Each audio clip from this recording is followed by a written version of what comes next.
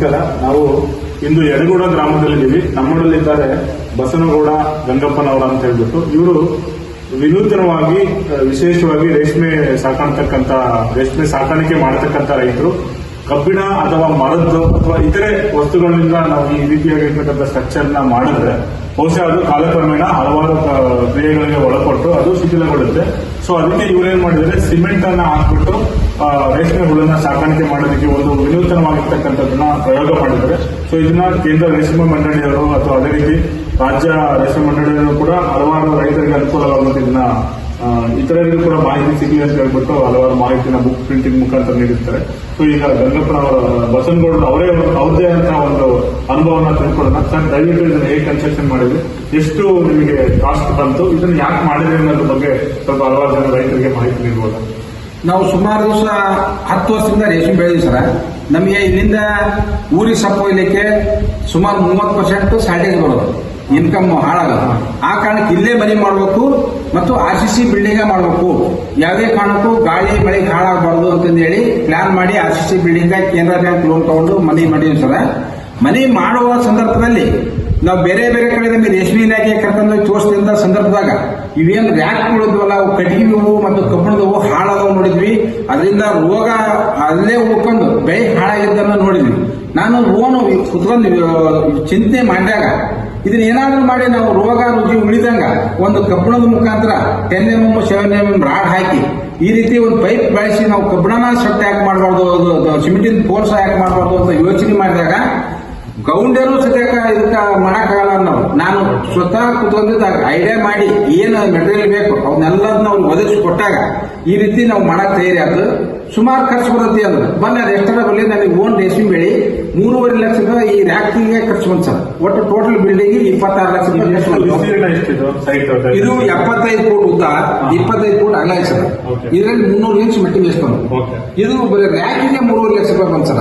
Building ಹೊರತುಪಡಿಸಿ RCC ಮತ್ತೆ ಈ ಗೋಡೆನ ಬಿಟ್ಬಿಟ್ಟು ನಿಮಗೆ ಈ ಒಂದು ಮಾಡೋದಕ್ಕೆ 3.5 ಲಕ್ಷ ರೂಪಾಯಿ. ಮೇಲ್ಗಡೆ ಓಡಾಡಿದ್ರೆ ಸ್ವಲ್ಪ ಅಟ್ಟ ತರ ಮಾಡಿದ್ದೀರಾ. ಅದೇ ರೀತಿ ರ್ಯಾಕ್ ಗಳಿಗೆ ಎಕ್ಸ್ಕ್ಲೂಸಿವ್ ಆಗಿ ನಿಮಗೆ 3.5 ಲಕ್ಷ ರೂಪಾಯಿ ಆಗಿದೆ. ಒಟ್ಟಾರೆಯಾಗಿ ಇತರೆ ರೈತರು ಇದನ್ನ ಅಳವಡಿಕೆ ಮಾಡಿಕೊಂಡ್ರೆ ನಿಮ್ಮ ಅನುಭವದಲ್ಲಿ ಖಂಡಿತವಾಗ್ಲೂ ಅವರಿಗೆ ಅನುಕೂಲ ಆಗುತ್ತಲ್ವಾ? ಆಗ್ತದೆ ಸರ್. ಯಾಕಂದ್ರೆ ರೇಷ್ಮೆ ಬೆಳೆ ಅಂತಕ್ಕಂಥದ್ದು ಯಾವುದಾದ್ರೂ ನಾವು ಬೆಳೆಯಕ್ಕೆ ಚಾಲೆಂಜ್ ಮಾಡಕ್ಕಾಗ ಸರ್. ರೇಷ್ಮೆ ಕೃಷಿ ಐತಲ್ಲ, ಚಾಲೆಂಜ್ ಮಾಡ್ಬೋದು. ಇಂಥ ದಿವಸನ ನಾವು ಮಟ್ಟಿ ತಂದ್ರೆ ಇಂಥ ದಿವಸನ ನಾವು ದುಡ್ಡು ತರ್ತೇವೆ ಅಂತಕ್ಕಂಥ ಚಾಲೆಂಜ್ ಬೆಳೆ ಇರತಕ್ಕಂಥದ್ದು ರೇಷ್ಮೆ ಸರ್. ಆಮೇಲೆ ವರ್ಷಕ್ಕೆ 5 ಕಟಾವಕ್ಕೆ ಸರ್. ಒಮ್ಮೆ ನಾಟಿ ನಾವು ಭೂಮಿಗೆ ನಾಟಿ ಮಾಡಿದ್ವಿ ಅಂದ್ರೆ 25 ವರ್ಷಕ್ಕೆ ಮತ್ತೆ ನಾವು ಬೀಜ ಹಾಕಂಗಿಲ್ಲ, ಹೊಲ ಹೊಡೆಯಂಗಿಲ್ಲ. ಇದಕ್ಕೇನಾದ್ರೂ ಒಮ್ಮೆ ನಾಟಿ ಮಾಡಿಬಿಟ್ರೆ 25 ವರ್ಷ 30 ವರ್ಷ ಗಂಟೆ ಬೆಳೆ ಬಿಡ್ಬೋದು.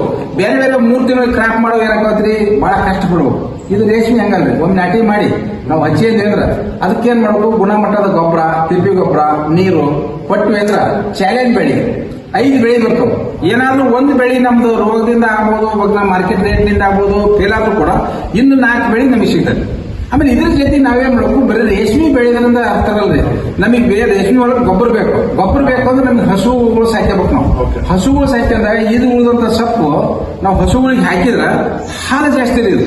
ಒಳ್ಳೆ ಹೈನುಗಾರಿಕೆಗೆ ಒಳ್ಳೆ ಅನುಕೂಲ ತಕ್ಕಂತ ಸೊಪ್ಪು ಇದು. ನಾವು ಈ ರೀತಿ ಡಬಲ್ ಮಾಡ್ಕೋಬೇಕು. ಇಲ್ಲ ಕುರಿ ಸಾಯ್ಕೋಬೇಕು, ಹಸುಗಳು ಸಾಯ್ಕೋಬೇಕು. ರೇಷ್ಮೆ ಕೃಷಿ ಜೊತೆಗೆ ಅವೆರಡು ಇರ್ಬೇಕು ಸರ್. ನನ್ನ ಅನಿಸಿಕೆ ಲಾಭದಾಯಕ ಬರಬೇಕು ಅಂದ್ರೆ. ಆಮೇಲೆ ಆ ಕೃಷಿ ಮಾಡಿದ್ಮ್ಯಾಗ ಯಾವುದೋ ಕಡೆಗೆ ಹೋಗ್ಬಾರ್ದು ಸರ್. ಇದು ಯಾವ್ದಾದ್ರು ಬೆಳೆ ನಾಳೆ ಕೆಲಸ ಮಾಡ್ತಾನೆ ಅನ್ಬೋದು, ಹಂಗಲ್ತದ. ಇವತ್ತು ಮಾಡೋ ಕೆಲಸ ಇವತ್ತೇ ಮಾಡ್ಬೋದು ಅಂದಾಗ ರೇಷ್ಮೆ ಕೃಷಿ. ಹಿಂಗಾಗಿ ಇದರಿಂದ ನಾನು ಸುಮಾರು 18 ವರ್ಷದಿಂದ ರೇಷ್ಮೆ ಕೃಷಿಯಲ್ಲಿ ಚಾಲೆಂಜ್ ಬೆಳೆಯಾಗಿ ನನ್ನ ಆರ್ಥಿಕ ಪರಿಸ್ಥಿತಿಯನ್ನ ನೀಗಿಸಿಕೊಂಡೇನೆ ಅಂದ್ರೆ ನಮ್ಮ ರೇಷ್ಮೆ ಸರ್ ಬಹಳ ತೊಂದರೆ ಇದೆ. ನೋಡಿರಲ್ಲ ವೀಕ್ಷಕರೇ, ಒಟ್ಟಾರೆಯಾಗಿ ಬಸವನಗೌಡ ಗಂಗಪ್ಪನವರು ಯಾವ ರೀತಿಯಾಗಿ ರೇಷ್ಮೆ ಕೃಷಿನ ಅಳವಡಿಕೆ ಮಾಡ್ಕೊಂಡಿದ್ದಾರೆ, ಅದೇ ರೀತಿಯಾಗಿ ಅವರ ಒಂದು ರೇಷ್ಮೆನಲ್ಲಿ ಯಾವ ರೀತಿಯಾಗಿ ವಿನೂತನವಾಗಿರುವಂತಹ ಒಂದು ಕಟ್ಟಡವನ್ನ ಅಥವಾ ಸ್ಟ್ರಕ್ಚರ್ ರೆಡಿ ಮಾಡಿದ್ದಾರೆ. ರೈತರಿಗೆ ಖರ್ಚನ್ನ ಕಮ್ಮಿ ಮಾಡಿ ಆದಾಯವನ್ನು ಜಾಸ್ತಿ ಮಾಡೋದ್ರೆ ಪ್ರಮುಖವಾಗಿರುವಂತಹ ಪಾತ್ರ ವಹಿಸೋದು ರೇಷ್ಮೆ ಬೆಳೆ. ಆದಷ್ಟು ರೈತರು ವಿನೂತವಾಗಿರುವಂತಹ ಒಂದು ಹೊಸ ತಂತ್ರನ ಅಳವಡಿಕೆ ಮಾಡ್ಕೊಂಡಿದ್ರೆ ಏನಾಗುತ್ತೆ, ಅವರು ಒಂದು ಬೆಳೆ ಏನಾಗುತ್ತೆ ಸುಗಮವಾಗಿ ಬರುತ್ತೆ ಅಂತ ಹೇಳಿ ಅದಕ್ಕೆ ಉತ್ತಮವಾದ ನಿದರ್ಶನ ನಮ್ಮ ಬಸನಗೌಡ ಸರ್. ಇವರು ಹಾವೇರಿ ಜಿಲ್ಲೆಯಲ್ಲಿ ಕೈಗೊಂಡಿದ್ದಾರೆ ಇದನ್ನ. ಸೊ ಅದರಂತೆ ಹಾವೇರಿ ಕೃಷಿ ಇಲಾಖೆ, ಕೃಷಿ ವಿಜ್ಞಾನ ಕೇಂದ್ರ, ಕೃಷಿ ವಿಶ್ವವಿದ್ಯಾಲಯ ಧಾರವಾಡದವರು ಕೂಡ ಇವರಿಗೆ ಹೆಚ್ಚಿನ ರೇಷ್ಮೆ ಕೃಷಿಯ ಬಗ್ಗೆ ಹಲವಾರು ತಾಂತ್ರಿಕ ಮಾಹಿತಿಯನ್ನು ನೀಡಿದ್ದಾರೆ. ಸೊ ಮತ್ತೆ ನಾನು ನಮ್ಮ ಜಿಲ್ಲೆಯಲ್ಲಿರ್ತಕ್ಕಂಥ ಚಿಕ್ಕಬಳ್ಳಾಪುರ ಜಿಲ್ಲೆ ಆಗಿರ್ಬೋದು, ಬೆಂಗಳೂರು ಗ್ರಾಮಾಂತರ, ವಿಶೇಷವಾಗಿ ರಾಮನಗರ, ಮಂಡ್ಯ, ಚಾಮರಾಜನಗರ ಜಿಲ್ಲೆಯ ರೈತರನ್ನು ಕೂಡ ಇದೇ ರೀತಿ ನೀವು ಸಿಮೆಂಟ್ ಸ್ಟ್ರಕ್ಚರ್ಸ್ ಅನ್ನ ಯೂಸ್ ಮಾಡಿಕೊಂಡು ನೀವು ಶೆಲ್ಫ್ ಅಥವಾ ರ್ಯಾಕ್ಸ್ ಗಳನ್ನ ಬಳಕೆ ಮಾಡಿಕೊಂಡ್ರೆ ದೀರ್ಘಕಾಲವಾಗಿ ಹಲವಾರು ವರ್ಷಗಳ ಬಗ್ಗೆ ಅದನ್ನ ಹಾಳಾಗದಂಗೆ ನೀವು ಮೇಂಟೈನ್ ಮಾಡ್ಕೊಳ್ಬಹುದು. ಸೊ ನಿಮಗೆ ಧನ್ಯವಾದಗಳು ಸರ್. ಧನ್ಯವಾದಗಳು ಸರ್. ಧನ್ಯವಾದ.